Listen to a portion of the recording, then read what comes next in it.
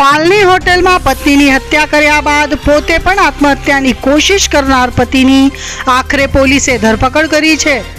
મૃતક મહિલા વકીલ અને આરોપીના પ્રેમ લગ્ન થયા હતા, પરંતુ બંનેના પરિવારને આ લગ્ન મંજૂર ન હતા। આખરે વાત છૂટાછેડા સુધી પહોંચી ગઈ હતી, જેને પગલે આરોપીએ પત્નીને મળવાના બહાને બોલાવ્યા બાદ પાલની ડબલ્યુ ગ્રુપ હોટેલમાં લઈ ગયો હતો અને ત્યાં ચપ્પુના ઘા મારી પત્નીની હત્યા કરી નાખી હતી। ત્યારબાદ પોતે પણ ગોળીઓ ખાઈને આત્મહત્યાની કોશિશ કરી હતી। હત્યાની ઘટના સામે આવ્યા બાદ પોલીસે તપાસ હાથ ધરી હતી। જો કે આરોપી હોસ્પિટલમાં દાખલ હોવાથી તેની ધરપકડ થઈ નહોતી। શુક્રવારે આરોપીને હોસ્પિટલમાંથી રજા મળતા પોલીસ દ્વારા તેની ધરપકડ કરવામાં આવી હતી અને કોર્ટમાં રજૂ કરવામાં આવ્યો હતો। કોર્ટ દ્વારા આરોપીના 1 દિવસના રિમાન્ડ મંજૂર કરવામાં આવ્યા છે।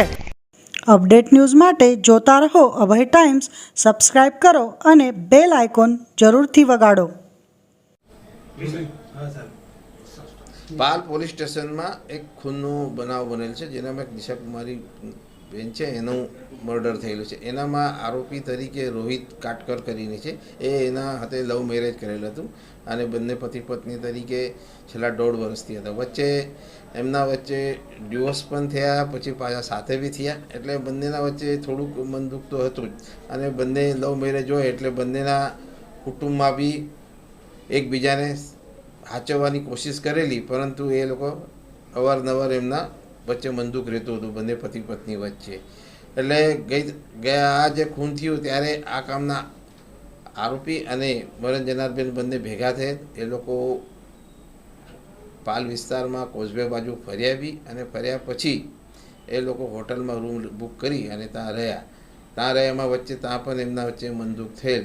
અને આ કામના જે આરોપી છે રોહિત, એનું જે સ્ટેટમેન્ટ લીધું એ આધારે એને પોતે એક ચપ્પુ પણ સાથે રાખેલું હતું અને એ લઈને જે રૂમમાં પછી ગયેલો અને બંને વચ્ચે મારા એમ થોડું બોલાચાલ વિવાદ થયેલો, એટલે એને ચપ્પુ જે હતો એકબીજા પહેલાં બેનના હાથમાં હતો, પછી આ બે હાથમાંથી લઈને એના પેટમાં ભાગે 2 વખત મારી દીધેલ છે, જેથી કરીને એના આંતરડા બેનના બહાર આવી ગયેલા। ત્યારબાદ શરીરના બીજા ભાગે પણ ઈજાના નિશાન થયેલ છે, જેથી એ બેનનું ખૂન થયું। પછી આને થોડું લાગી આવતા એને ડોલો નામની ગોળીઓ આવે છે, એ 45 જેવી સવારે લઈ લીધેલી। એના પહેલાં એના કહેવા મુજબ એને ઊંઘની ગોળીઓ પણ લઈ લીધેલી રાત્રે, એટલે બેભાન થઈ અને રૂમમાં જ પડી રહેલો। ત્યારબાદ સવારે ઉઠી ફરીથી એને પેલી ડોલો ગોળીઓ લઈ અને પાછો બેભાન થઈ અને હોટલના રૂમમાં ટબ હતો એમાં પડી રહેલો એવું જણાવ્યું।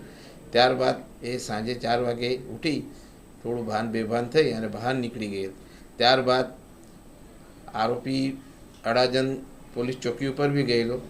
એ દરમિયાન એના ઘરવાળાએ એની મિસિંગ કમ્પ્લેન બાબતે બી પોલીસ સ્ટેશન અડાજણમાં જાણ કરેલી। એ દરમિયાન આ આરોપી બી આવ્યો હતો। પછી પોલીસને જાણવા મળેલ કે આ પ્રકારનો બનાવ બન્યો છે, જેથી પોલીસ હોટલ પર જઈ અને પોલીસે ખૂનનો ગુનો દાખલ કરેલ છે।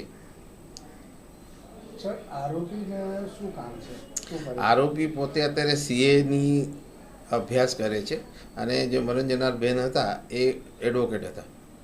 આ બંનેના વચ્ચે કેટલા ટાઈમથી સંબંધ છે? 1.5 વર્ષથી એ લોકો લગ્ન થયેલ હતું। અગાઉ પણ એમનું પ્રેમ હતો જ, પણ પછી એમને 1.5 વર્ષ પહેલાં 2022ના ડિસેમ્બર મહિનામાં એમને લવ મેરેજ કરેલા। અભય થઈને નિષ્પક્ષતાથી નિરપેક્ષ રીતે વાસ્તવિકતાનો અરીસો રૂપી સચોટ માહિતી લાવતો સત્યની સાથે અભય ટાઈમ્સ।